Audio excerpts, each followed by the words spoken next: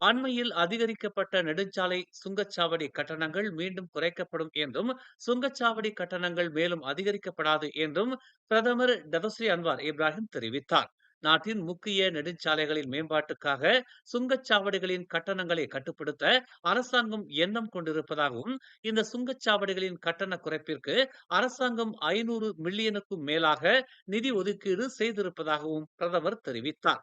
பிரதமரின் இந்த அறிவிப்பின் மூலம் செராஸ் காஜாங் நெடுஞ்சாலையான கிராண்ட் சாகா நெடுஞ்சாலை, கூட்டரசு பிரதேச நெடுஞ்சாலையான LATAR நெடுஞ்சாலை, வடக்கு கிள்ளான் நெடுஞ்சாலையான NNKSB நெடுஞ்சாலை, சனாய் தேசாறு நெடுஞ்சாலையான SDE நெடுஞ்சாலை, கிழக்கு கடற்கரை நெடுஞ்சாலையான LPT2 நெடுஞ்சாலை, தென்கிள்ளான் பள்ளத்தாக்கு நெடுஞ்சாலையான SKVE நெடுஞ்சாலை, சுல்தான் அப்துல் ஹலீம் முவாஜ்ஜாம் ஷா நெடுஞ்சாலையான JSA HMS நெடுஞ்சாலை, டியூக் நெடுஞ்சாலை, மெட்ஸ் நெடுஞ்சாலை, பட்டர்வொர்த் நெடுஞ்சாலை என நாட்டின் முக்கிய 10 நெடுஞ்சாலைகளின் சுங்கச்சாவடி கட்டணங்கள் நிலைநிறுத்தப்படும் என்றும், எந்த ஒரு கட்டணமும் அதிகரிக்கப்படாது என்றும் பிரதமர் நம்பிக்கை தெரிவித்தார்.